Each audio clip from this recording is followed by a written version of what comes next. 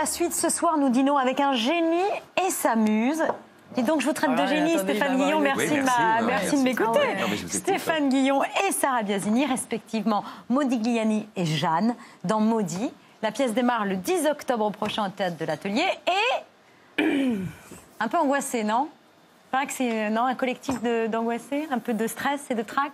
Ouais, angoissé, mais comme on a beaucoup travaillé en amont, finalement, c'est comme quand vous bachotez. Ah, ça paye. Ben, ça peut payer, en tout cas. Ah, il a beaucoup travaillé, ça, je peux le dire. Voilà. Non, c'est vrai, parce qu'il a une montagne de textes. Ah oui. Mais vraiment. Et il est arrivé le premier jour des répétitions, texte sus, ce qui n'est pas... Le cap tous. Voilà. On veut des noms. Loin de là. Voilà, ce qui n'est pas toujours le cas. Et donc, on se disait, ah oui, très bien. Non, mais c'est une note importante parce que ça montre déjà l'implication. C'est pas juste savoir son texte, comme le dit très bien Sarah, un comédien qui vient avec le texte sus et qui a commencé déjà de l'habiter. Oui. Et c'est rare. Et pour vous détendre, au menu ce soir, Christian? Il n'y a rien. T'as une Tu très dis belle de nappe. l'échine de porc. De l'échine de porc et quelques fruits. Et je sais que j'ai une chemise nappe. Qui nous sert de nappe. Non, mais Je vous signale que vous avez des chemises Ouais, on bouquets de sait. fleurs, hein, vous. Ouais. non, D'une certaine manière, des c'est C'est un peu Stéphane une aussi. chemise cochonou. Comme on l'aime chez nous. Comme on aime chez nous. En tout cas, je vous souhaite un bon appétit. Merci, Christian. Christian. Merci. Pour en revenir à ce que je demandais à Stéphane tout à l'heure, sur ce qu'il avait en lui de Modigliani, et vous, qu'est-ce que vous avez en vous de Jeanne? On parlait des yeux en amande, parce que c'est vrai que... Oui, enfin moi, non, mais moi je ne le ressens pas du tout. Voilà. Non, j'espère qu'ils vont toujours me garder sur cette pièce, mais moi j'ai pas beaucoup de points communs physiques avec. De toute façon, moi j'ai un visage elle a très le carré. caractère, elle a du caractère. Eh oui. Elle a beaucoup de caractère. heureusement. Énorme caractère. Elle a Non. du caractère et du répondant. Mais je me sacrifierais pas pour mon À ce homme point. comme elle l'a fait. Parce que ce qu'il faut savoir, ce qu'on ne sait pas, et c'est terrible, c'est que c'était un grand peintre, Jeanne Hébuterne, mais vraiment un grand peintre. Et Je qu'elle- découvre au fur et à mesure ce qu'elle a fait, ses toiles et ses dessins surtout. Et elle a des dessins absolument magnifiques. Et elle s'est complètement effacée pour lui. Pour nourrir le génie de l'homme qu'elle pour aimait. son génie, mais bon, je comprends en même temps. Et puis par amour, et puis elle est devenue son modèle favori les 2 dernières années de sa vie. Et ça la comblait suffisait. entièrement, voilà. Mais c'est triste quelque part, parce que... Et c'est ça qu'il aime, Stéphane. De quoi Torturer les sacrifie. femmes Oui, non, c'est vrai que ça me plaît bien.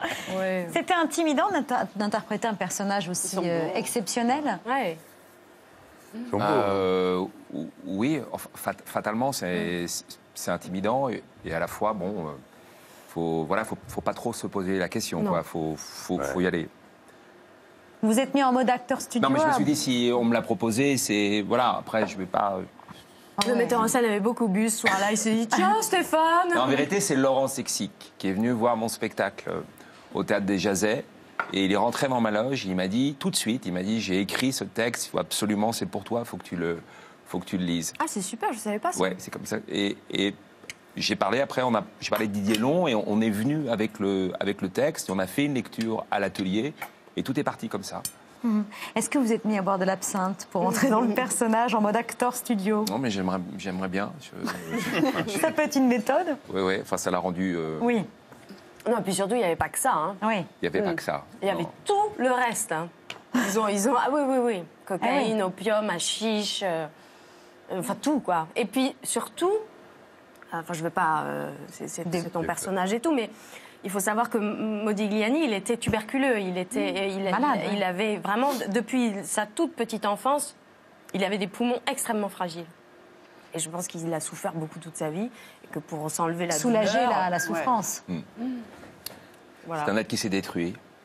Vous, Sarah, l'acteur Moi, je studio, bois aussi. vous l'avez fait, mais à Los Angeles. Et à l'époque, vous disiez, au moins là-bas, on ne cassera pas les pieds avec ma mère.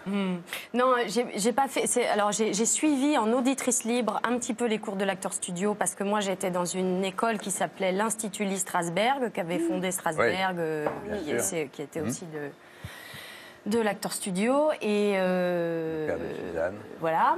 Et oui, c'est vrai. J'y allais pour être un peu peinarde. peu peinarde. Voilà. Mais c'est aussi ce qui vous a un peu freiné, retenu dans votre vraie envie d'être comédienne. Ah oui, c'est sûr. Ça oui, vous j'ai pesait, attendu, ça, hein Oui, oui, c'est sûr. C'est sûr. Mais bon, puis en même temps, je me pose toujours des questions. Je suis pas. J'adore ce travail. J'adore le théâtre. J'adore une scène de théâtre et tout. Mais je suis pas pieds et poings liés, attachée à ce métier non plus. Mais parce que je pense que parce que c'est bien aussi de se dire que. C'est pas grave, on peut faire aussi autre chose. Moi, en ce moment, mais c'est peut-être parce que je vieillis, et c'est très bien. Non, du tout. Non, mais c'est très bien, mais je mûris. Vous dites tous les mots que vous voulez. Ça allège de pouvoir se dire ça. Non, mais oui, et puis moi, j'adore l'idée qu'on peut avoir plusieurs vies, qu'on peut changer de vie, et qu'on n'est pas dépendant, qu'on peut aller vivre ailleurs, qu'on peut, voilà. Ça, je trouve ça super, et je suis assez là-dedans en ce moment. Ben, la preuve, votre père vous avait dit tu pourrais être comédienne. Et vous lui aviez répondu, jamais de la vie, et puis vous l'êtes. Oui, il m'a demandé ça, ou je sais pas, il me disait ça quand j'étais dans ma petite adolescence, donc au moment où on veut dire non à tout, quoi. Voilà. Est-ce que quand même, maintenant, vous ne vous dites pas, sans forcément penser à votre mère Romy, est-ce que vous vous dites pas, on hérite d'une disposition malgré tout? Avec tout le talent que vous avez montré sur de nombreuses scènes déjà, au cinéma et à la télé. Non, je sais pas du tout. Non, je sais pas du tout parce que, par exemple, je sais que je suis beaucoup moins à l'aise devant une caméra. Donc, il n'y a pas cette transmission-là. Ouais. Mais au théâtre, vous êtes libérée. Oui, je me sens plus chez moi. Plusieurs fois totalement. Sarah Biagini, mais en plus, c'est un processus, je veux dire. Et puis j'espère que dans 10 ans, si je continue, je serai encore meilleure comédienne qu'aujourd'hui, heureusement. Enfin, je veux dire, on se perfectionne, quoi. On n'est pas...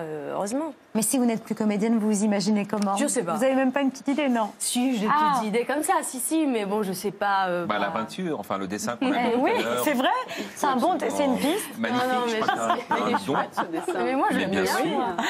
Je rentre dans le personnage aussi, je dessine comme elle, je vais copier un peu ses dessins. Vous avez enquêté, justement, pour rentrer dans ce personnage. Vous êtes allé voir ses tableaux, vous avez vu des films, peut-être? Alors, j'ai pas vu Montparnasse 19. Qui était un film de Jean Becker avec Anouk Éboué. Jacques ou Jean, je ne sais plus. Jacques Becker, tout à fait, avec Anouk Éboué. Oui, non, je ne l'ai pas vu. Oui, alors j'étais allée au musée d'Orsay, mais il n'y en a plus en fait. Tous les tableaux de Modigliani sont à l'Orangerie, mais ils sont un peu sortis pour des expositions à l'étranger là en ce moment.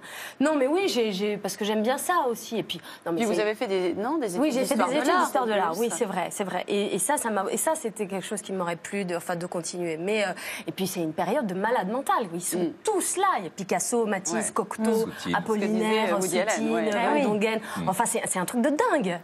Est-ce que vous avez eu besoin de l'accord des descendants pour jouer cette pièce? Je ne sais pas. Il me semble que Jeanne a eu deux petites filles, deux petites filles, oui c'est ça, Laure et Anne, Nechtersheim, Modigliani. Oui, ça il faudrait demander à Laurent Sexic, je pense, que peut-être il s'est... Vous ne les avez pas rencontrés en tous les cas? Nous non, enfin moi non.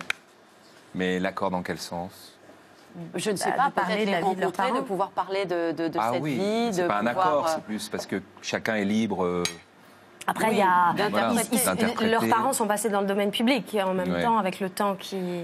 Parce que finalement, on sait beaucoup de choses et aussi on ne sait pas beaucoup de choses sur. Oui, sur Modigliani. Mais vous le disiez tout à l'heure, c'est quand même un destin tragique. Lui était ce qu'on appelle un peintre maudit. Ouais.